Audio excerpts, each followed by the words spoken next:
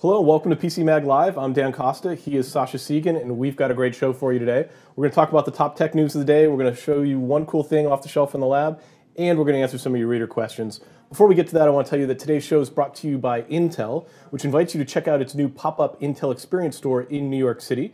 This unique, ever-changing environment provides you the opportunity to get in and get your hands on some of the latest Intel-based tablets and two-in-one devices. You can even test drive some of them at home for a 24-hour period, enabling you to truly try before you buy. You can catch the Intel Experience Store at 262 Mott Street in Nolita, open now through January 25th. For more information, you can go to intel.com/stores. Now, Sascha, evidently it's hoodie day here at PCMag Live. Totally coincidental. Well, you know, we're getting on towards the holidays. Things are really going to slow down. It's getting quiet in the office. People are just walking around singing Christmas carols, so everybody's a little casual. Indeed. Indeed. The first story today, let's talk about it, is our Technical Excellence Awards. We give out a lot of awards. We test a lot of products here at PCMag Labs. But once a year, we look at all the technological trends and innovations of the year and give awards to the best technology that's out there. They may not be products, but they're great technologies. We give them TechX Awards. We've been doing it for years and years, and this year's selection, our selections are pretty amazing. Yeah, there's some really cool stuff out there. And now what makes the TechX Awards different from the Best of the Year Awards is that these technologies don't actually have to be in a shipping product. And one of the great examples of that is that 4 or 5 years ago, I gave an award to Qualcomm's Mirasol display technology, which I still think is awesome. But it only appeared in its first product in the US, the Qualcomm Talk smartphone, this year. So the TechX Awards are really looking at stuff which is going to affect products down the road. Yeah, and Mirasol is this great, it's sort of a blend between an LCD screen and e-ink, where it's transflective, it's got this, it can have color. It's just a great display technology. But again, we noticed it years and years ago. We gave it a TechX Award, and now it's finally come to market. And one of the other things we gave an award to this year was the Leap Motion, which is a product that actually did reach the market with varying success, but just a very interesting technology that lets you use gesture-based controls for your PC. Yeah, what makes Leap Motion interesting is that it's not entirely successful as a product. That's fine. What it is it's the physicalization of a trend that's going to be bigger and bigger over the next couple of years of these gesture-based controls. And you've seen some reports about Amazon experimenting with this for smartphones. Last year, TI was talking a lot about gesture-based controls on smartphone and tablet devices. Leap Motion brings it to PCs, and they were really the first ones to really crack the code of, okay, how are we going to start incorporating air gestures into our products? One of the things that we go back and forth, and this is why I like working here, is because we can have these debates. One of the things that was sort of on the list, but there was a lot of controversy over, was Apple's Touch ID. Now, there have been fingerprint readers before, but we decided to give a Technical Excellence Award to Apple's Touch ID.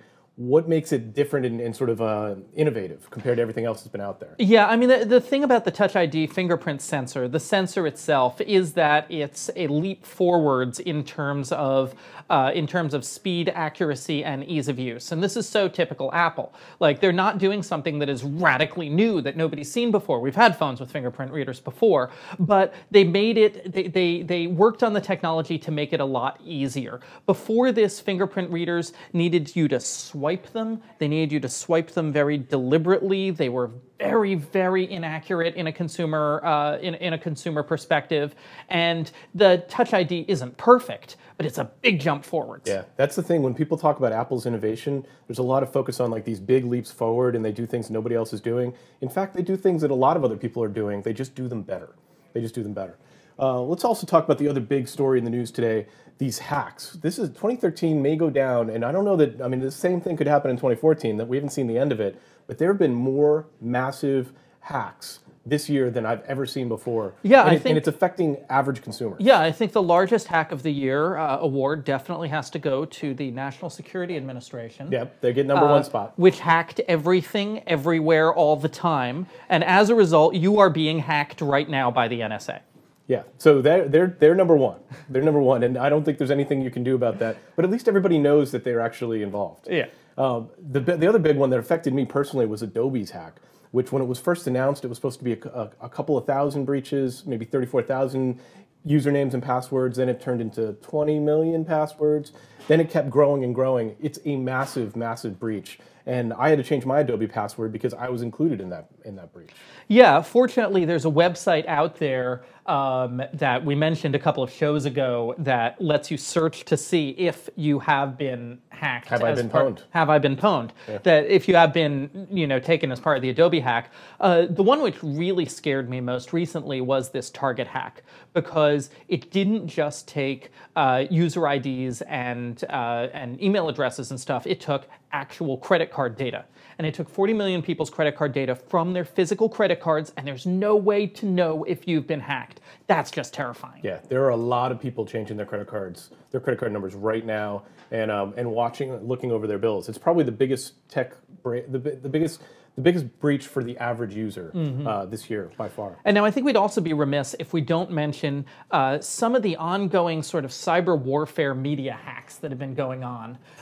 For the past 2 years, these guys who call themselves the Syrian Electronic Army, who are basically they seem sometimes to be the Syrian version of Anonymous, because it's never the same people. They keep cropping up, hacking various media sites, showing the flaws in what are mostly these content management systems that people use to submit content remotely, and just basically disrupting them. Yeah.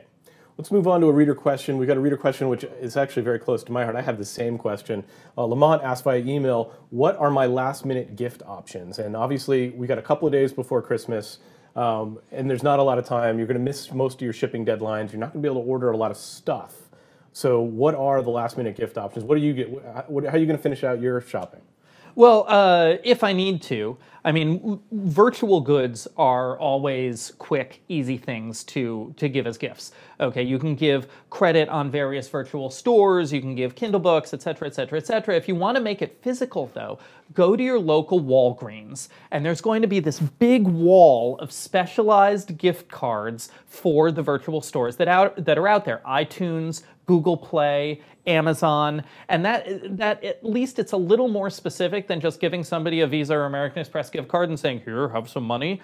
It's I found, for instance, with the Google Play gift cards, a lot of Android users don't buy apps because they feel everything should be free. But if you give them a $25 Google Play gift card, it really unlocks the world of paid apps for them, and they end up really thrilled at the end. I think that's the thing. An Amazon gift card, good for anyone, for anything really. But if you want to really make it a little bit more personal, get a gift card that's on the platform of the person. Get them an iTunes card.